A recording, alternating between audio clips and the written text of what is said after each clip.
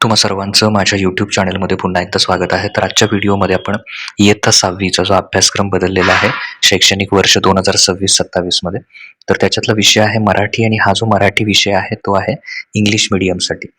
तर त्याच्यामध्ये 5वा पाठ जो आहे आईस पत्र, तर हा आपण मागच्या वेळी बघितला होता.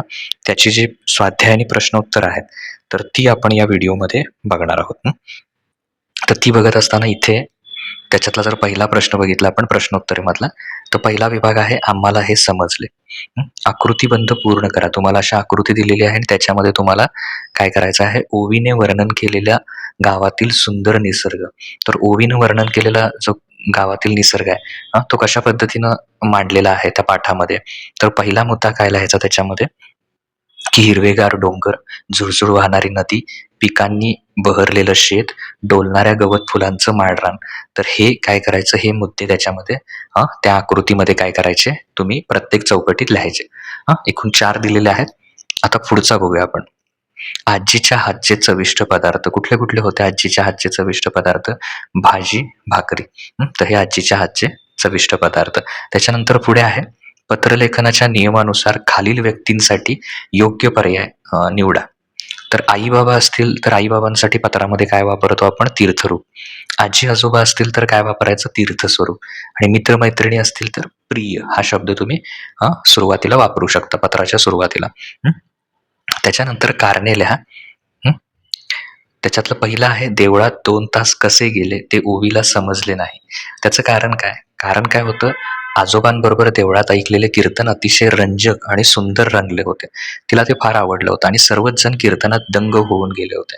म्हणजे वेळ कधी गेला ते कळणारच नाही. अशा पद्धतीनं सर्वजण ते कीर्तन ऐकत होते. ओवीने आईला पत्राचे उत्तर पत्रातूनच पाठवायला सांगितले. असं का केलं? तर ओवीला सुद्धा आईचा पत्र मिळवण्याचा आणि ते वाचण्याचा आनंद अनुभव घ्यायचा होता. म्हणून तिनं आईला काय सांगितलं, मी जसं तुला पत्र पाठवलं त्याचं उत्तर तू मला पत्रातूनच काय कर, दे. अशा पद्धतीनं. आता पुढे बघूया. नाती ओळखा. आजीची मुलगी, ती ओवीची कोण? तर आई. आजीची आई, ती ओवीची कोण? पणजी. आजीची आई, हा, ती ओवीची पणजी. ओवीचे बाबा, ते आजीचे जावई. आईचे बाबा, ते ओवीचे कोण? आजोबा. तर अशा पद्धतीनं काय करायचे, नाती ओळखायचे. आता पुढचा भाग जो आहे, प्रश्न क्रमांक 1, लिहिते होऊया मधला भाग आहे तो. तर हा तिथं आहे लिहिते होऊया. हा पुस्तकामध्ये बघितला असेल. तर त्याच्यामध्ये लिहिते होऊयामध्ये पहिला प्रश्न आहे, तुमच्या तुमच्या मित्राला किंवा मैत्रिणीला निबंध स्पर्धेत प्रथम पारितोषिक मिळाल्याबद्दल त्याचे किंवा तिचे अभिनंदन करणारे पत्र लिहा. तर अशा पद्धतीनं दिनांक टाकायचे, ठिकाण, प्रिय मित्र राहुल, किंवा समजा मुलगी असेल, मुलगीला लिहिणार असाल रोहिणी, असं सप्रेम नमस्कार. त्याच्यानंतर आता याचं बघा, याच्या सुरुवातीला, आजच मला समजले की तुझ्या शाळेत आयोजित केलेल्या निबंध स्पर्धेत तुला प्रथम पारितोषिक मिळाले आहे. हे ऐकून मला खूप आनंद झाला. तुझ्या निबंधातील विचार व सुंदर लेखनशैली नेहमीच कौतुकास्पद असते.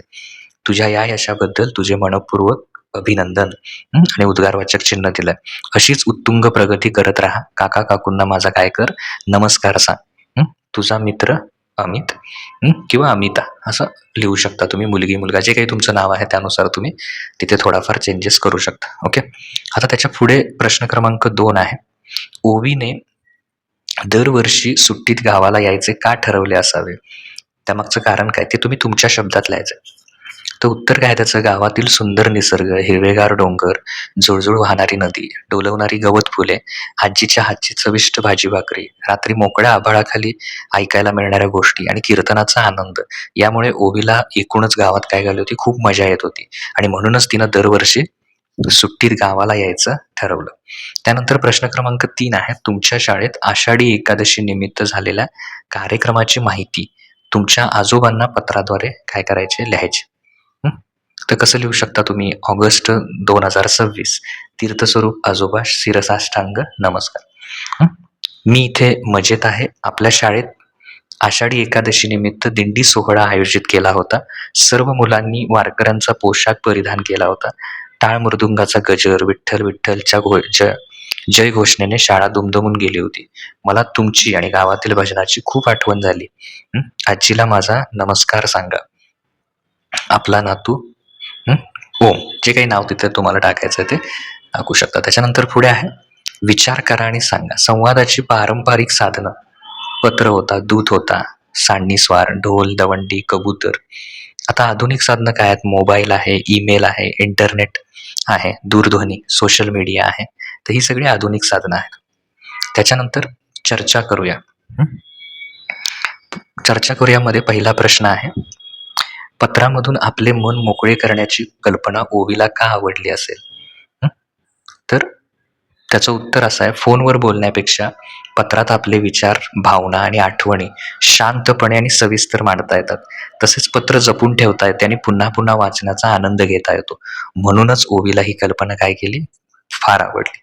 त्याच्यानंतर पुढे आहे, कीर्तन या परंपरेविषयी अधिक माहिती काय करायची आहे? आजी आजोबा असतील किंवा घरातील ज्येष्ठ मोठे व्यक्ती असतील त्यांच्याकडून मिळवायचे. कीर्तन ही महाराष्ट्रातील एक प्राचीन लोककला व संवादाची परंपरा आहे. या कथा, काव्य, संगीत, नाट्याचा मिलाफ असतो. कीर्तनकार अध्यात्म, नैतिकता आणि समाज प्रबोधनाचे धडे कथांच्या माध्यमातून लोकांपर्यंत पोहोचवतात. हे सगळं त्याच्यामध्ये काय करायचं? लिहायचं. त्याच्यानंतर पुढे प्रकल्प. सुरेखा पानंदीकर यांनी संपादित केलेल्या आजी आजोबांची पत्रे या पुस्तकातील पत्रांचे वाचन करणे. तर हे उपलब्ध करायचं आणि त्यातून तुम्ही स्वतः वाचन केली तरी चालेल. उपक्रम एक दिलेला आहे, तुमच्या वाचनालयातील गोष्टींच्या पुस्तकांची यादी करा. जसं की आता काही उदाहरणार्थ म्हणून मी दिलेत, तुम्ही तुमच्या वाचनालयात कुठली आहेत बघा.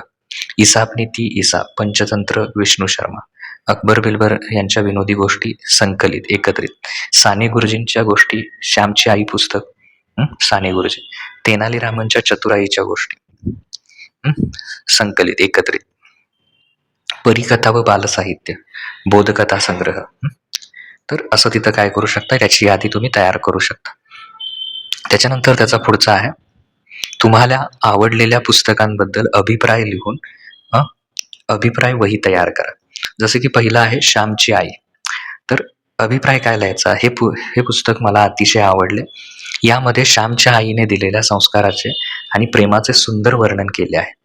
आईचे आपल्या मुलांवर असणारे प्रेम आणि तिने शिकवलेले संस्कार मनाला स्पर्शून जातात. प्रत्येकाने हे पुस्तक नक्की वाचले पाहिजे. त्याच्यानंतर पुढे आहे अभिप्राय. पंचतंत्र विष्णू शर्मा. या पुस्तकातील प्राण्यांच्या गोष्टी खूप मनोरंजक आणि शिक्षणात्मक आहेत.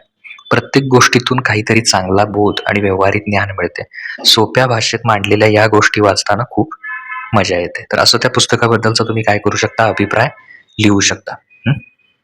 तर इथे त्याची जी सगळी प्रश्न उत्तर आहेत ती तुमच्याशी मी शेअर केलेली आहेत. पुढील व्हिडिओमध्ये आपण जो पुढचा पार्ट आहे त्याची प्रश्न उत्तरं बघूया. थँक्यू.